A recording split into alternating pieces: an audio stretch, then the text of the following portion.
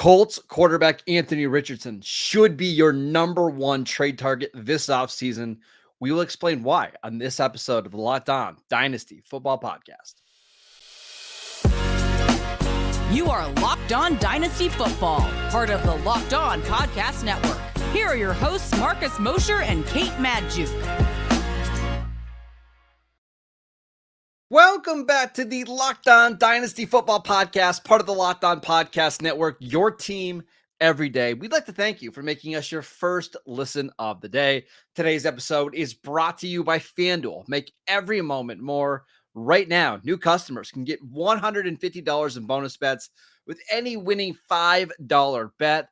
That is $150 if your bet wins. Just visit FanDuel.com/lockedon to get started. I am your host, Marcus Mosher. You can follow me on Twitter at Marcus_Mosher. Joining me today, as always, is Kate Madjuk. You can read her at Pro Football Focus and Behind the Steel Curtain. On today's show, we are breaking down the biggest winners, losers, and trade targets for the AFC South from the 2023 season. And Kate, we've got some really fun segments lined up, but as a whole, this division had some really good rookies from the past year. Yeah.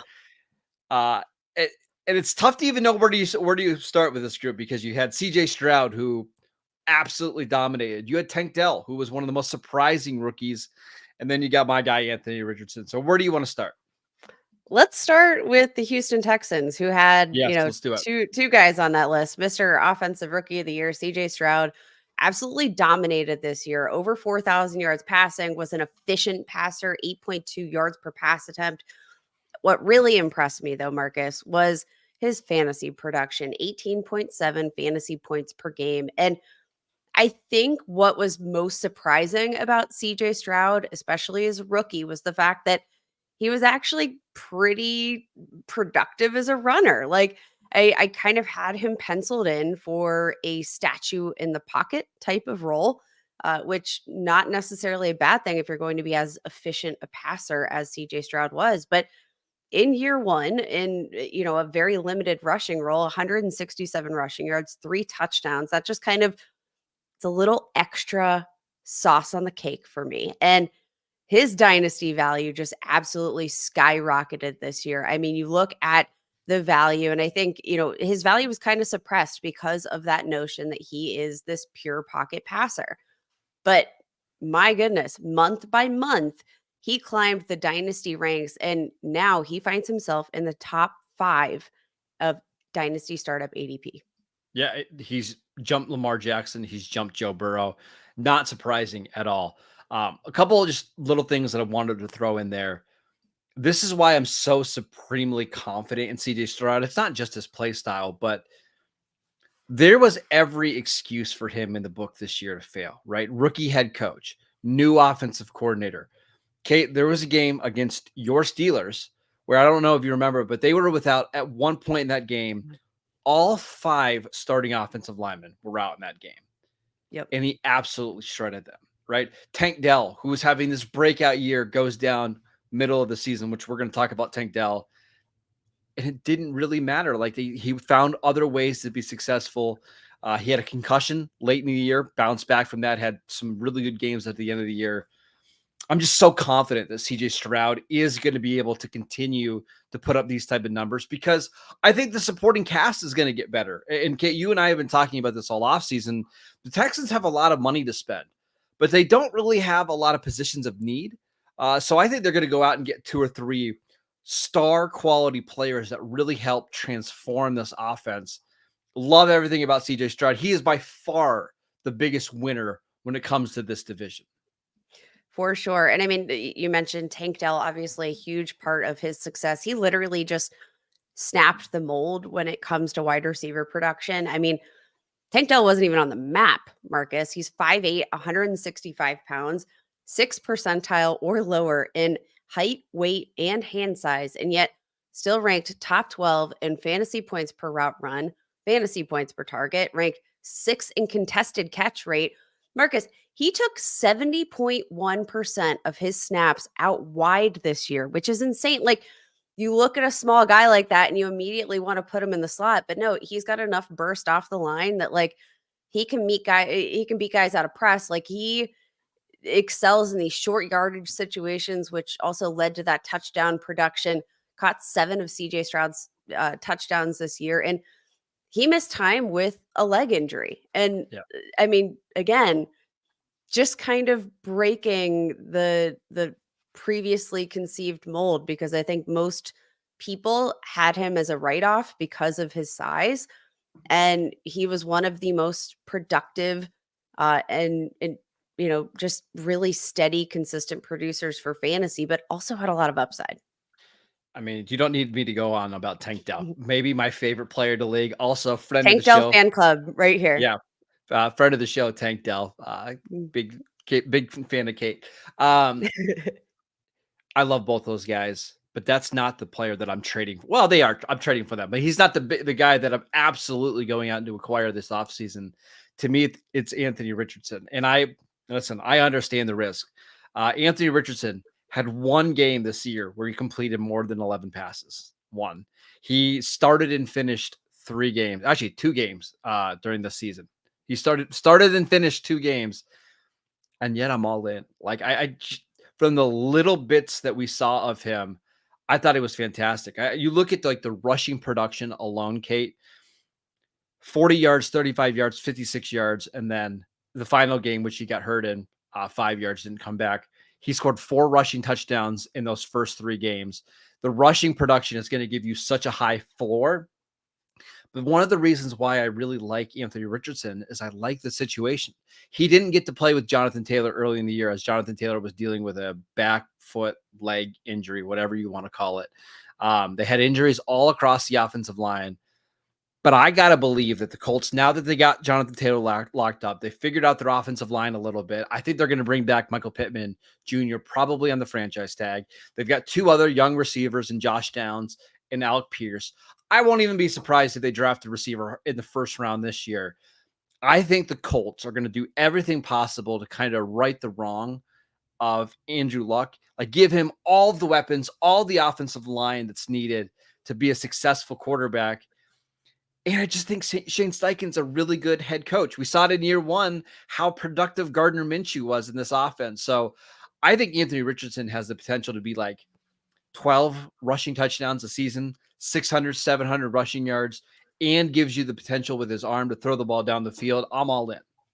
Love him as a deep passer, especially in that upside. Like, not only do you have the upside of the rushing potential, you have the upside of him as a deep passer, which I think we didn't really get to see a lot of just because of, the situation. Obviously had 2 games where he played fewer than 40% of offensive snaps. Like, it was ups and downs, had more rushing touchdowns than he had passing touchdowns. Now, I look at Anthony Richardson, and obviously I see all the upside. He led all quarterbacks in the league with 50 or more dropbacks in fantasy points per dropback.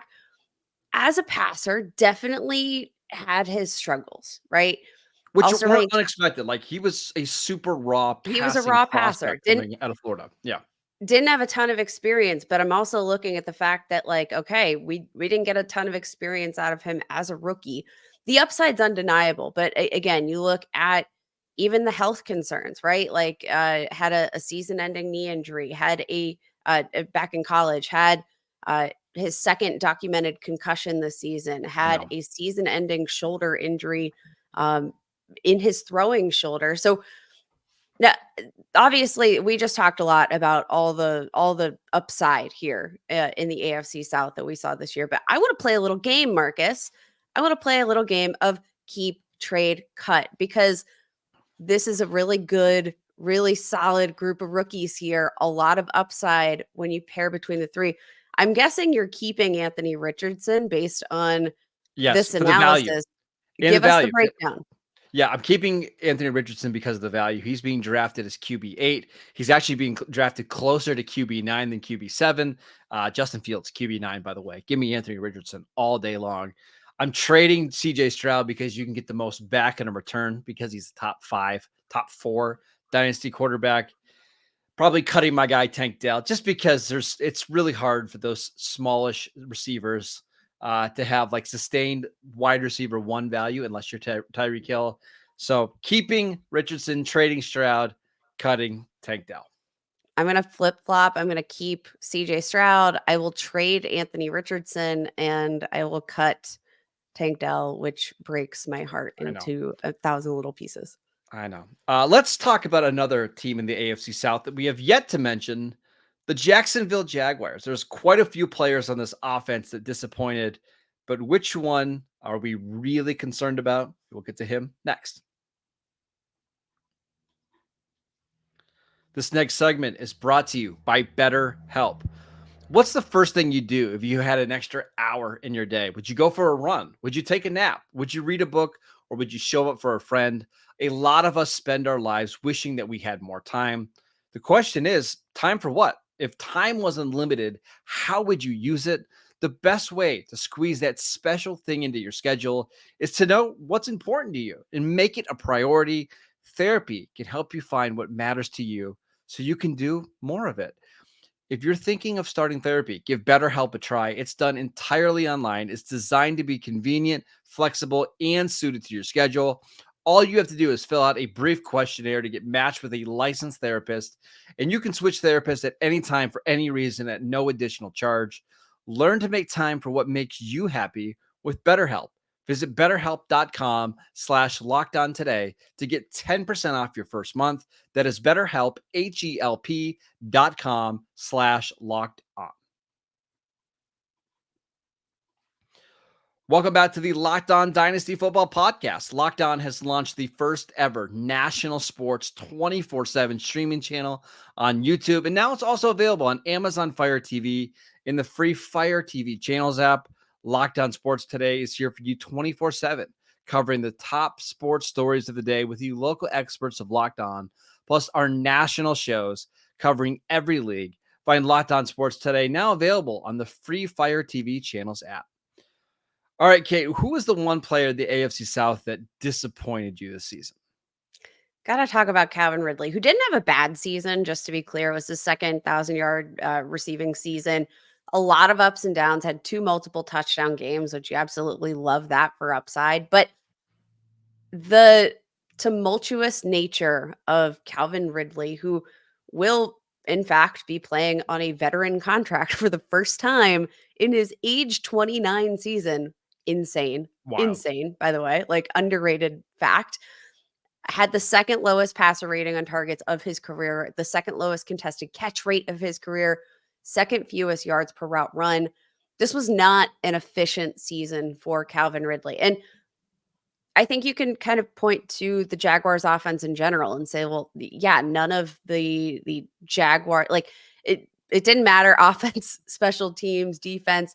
I don't think any of the Jaguars' 3 phases lived up to their potential this year, but Calvin Ridley, heading into his age 29 season, you have to start wondering, especially from a dynasty perspective, what his future is going to be.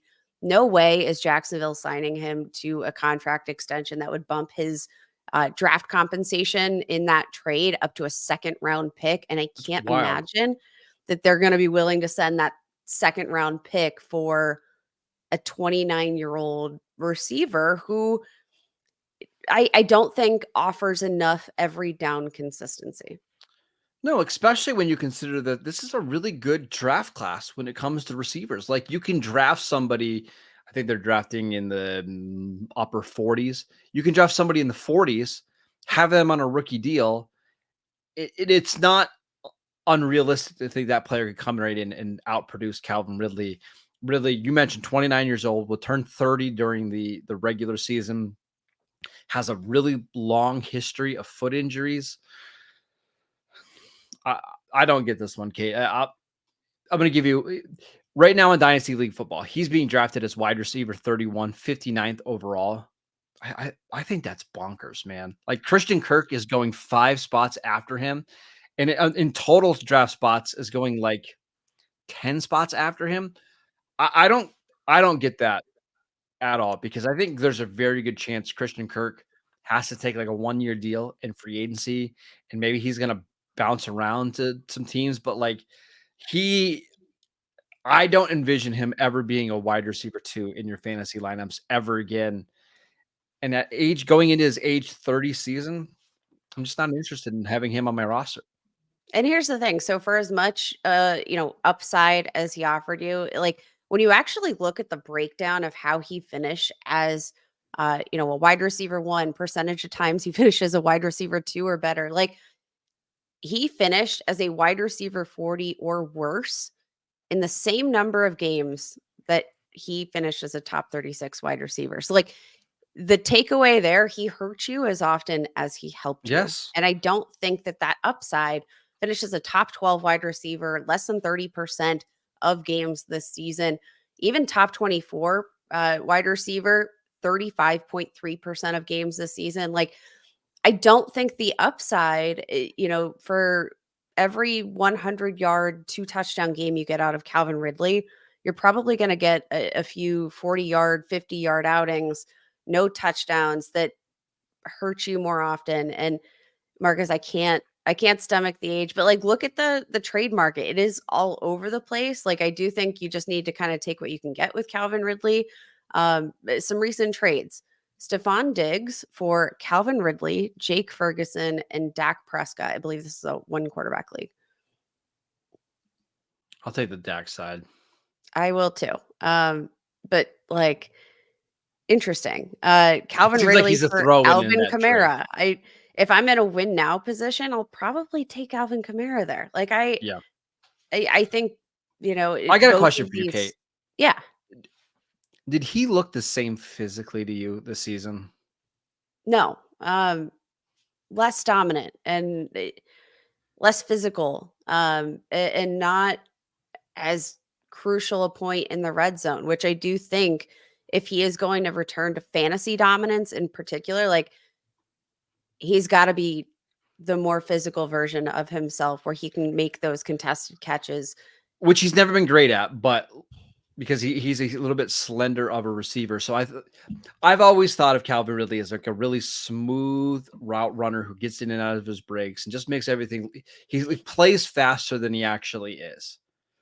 I didn't see that this year. I thought he looked a little like maybe this was just his connection with Trevor Lawrence, where like I think Lawrence was expecting him to be a bit further and the ball was slightly overthrown, or he's just a little bit slow getting in and out of breaks. And there's not a lot after the catch. I just don't like the direction that he's trending in terms of it as an athlete.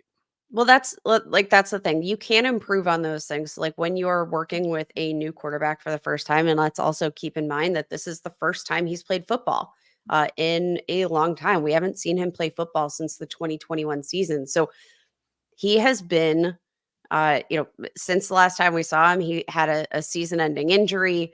He had the gambling suspension. So like it's been a long time, which I could see him getting back into a better rhythm than we saw. I think that was a big part of the problem just in general for the Jaguars. Didn't have a lot of rhythm overall. No, but everything felt so clunky.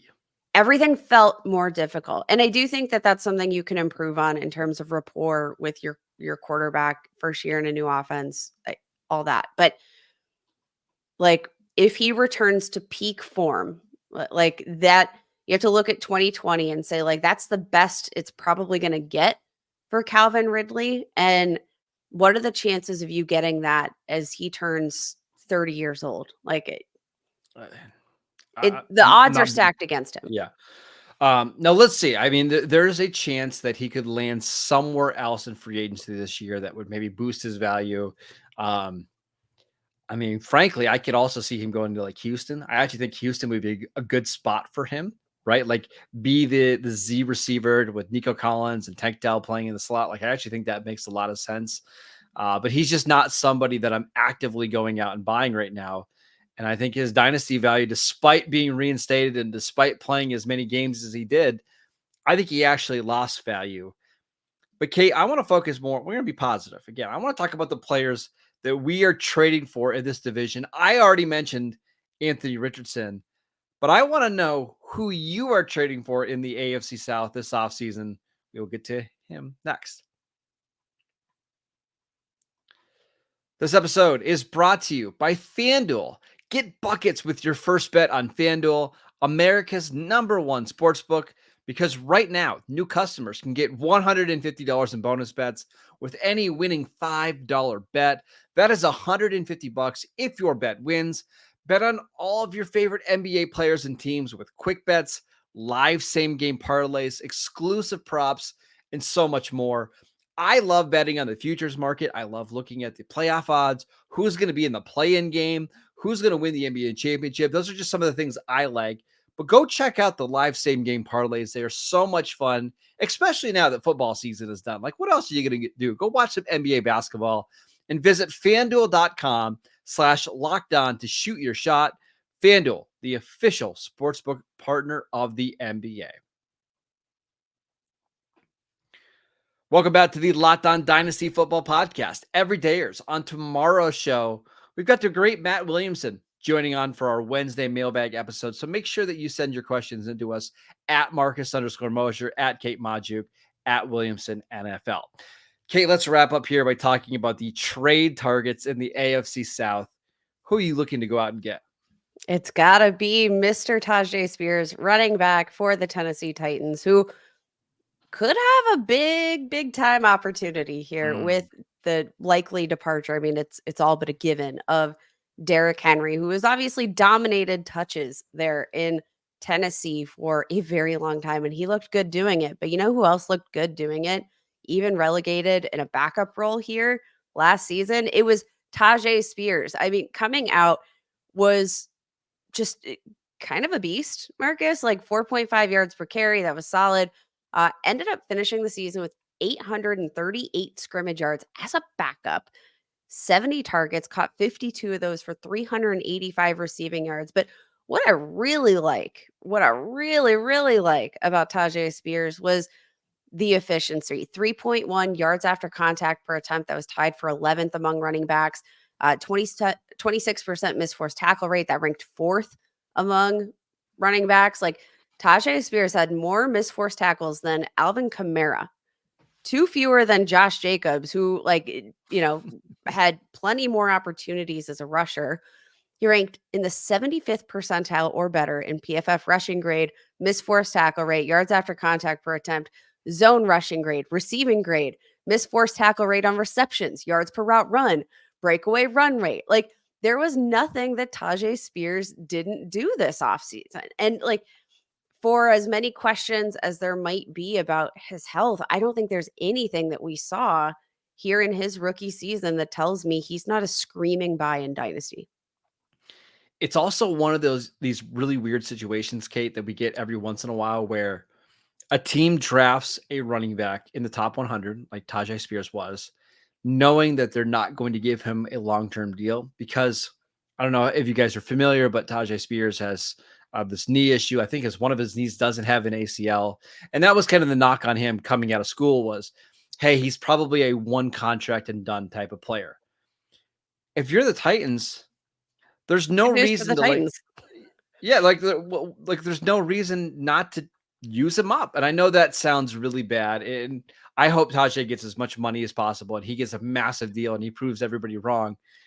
But I just think we're entering a situation where the Titans are going to be like, we drafted this guy. We know we're probably not keeping him. Let's use him. And that's awesome for Dynasty football, right? Because now you have a player for the next 2 or 3 years that we can project to get a lot of touches, who is efficient, who is also, I just think, an awesome fit in Brian Callahan's offense. Like, he might catch 75 passes this year. And what's amazing about Tajay Spears, Kate, is you don't have to pay top 16 running back prices for him. And I think he's going to be on an offense that is greatly improved this year.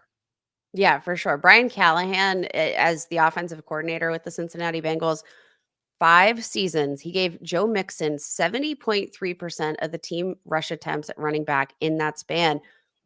We've already seen he likes to utilize a workhorse running back. And I do think that Tajay Spears is this guy that can play a 3-down role. He's a little bit on the smaller side, but I still think, from a versatility standpoint, he's a versatile enough guy that he can do a little bit of everything. And you know what? You mentioned that price tag. That is particularly intriguing for an offense that I think in general, you can buy low on this offense. Oh my gosh, yeah. Really, there's no standout in terms of a highly priced player in this offense. Like whether you want to buy low on Treylon Burks with maybe the hope that they can get him going. Like he's somebody that I think has shown some flashes, hasn't really lived up to that sort of physical after the catch runner. But like there's so much upside here in the Titans offense in general. And there's really no risk in making a small investment when you consider the upside. Even Will Levis, um, not a lot of ups and downs as a passer, but has a little bit of Josh Allen to his run game. Like Yes. I like this offense a lot for what it can be, especially with the addition of Brian Callahan. I'm kind of all in.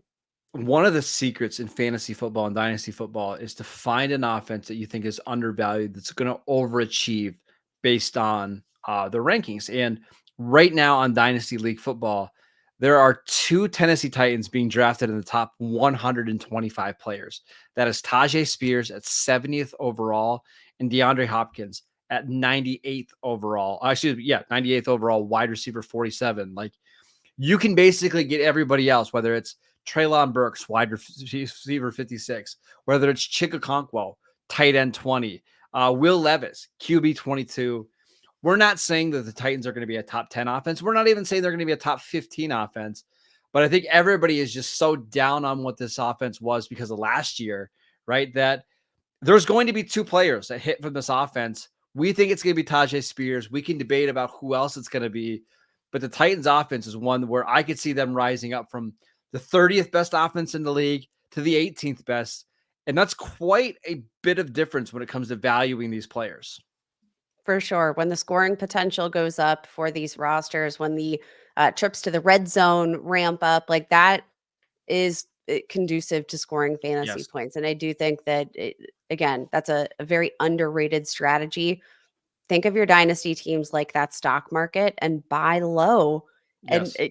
Tennessee Titans, you can't buy much lower. All right, that is it for today's show. We want to thank you for making us your first listen every single day. Go check out the channel on YouTube. We post videos every single day over there. Go download the podcast wherever you get your podcasts. We are free and available on all platforms. Make sure that you check out tomorrow's show with Matt Williamson. We will be answering your mailbag questions. Follow Kate on Twitter at Kate Modjuk. I'm at Marcus _Mosier, and we will see you right back here tomorrow.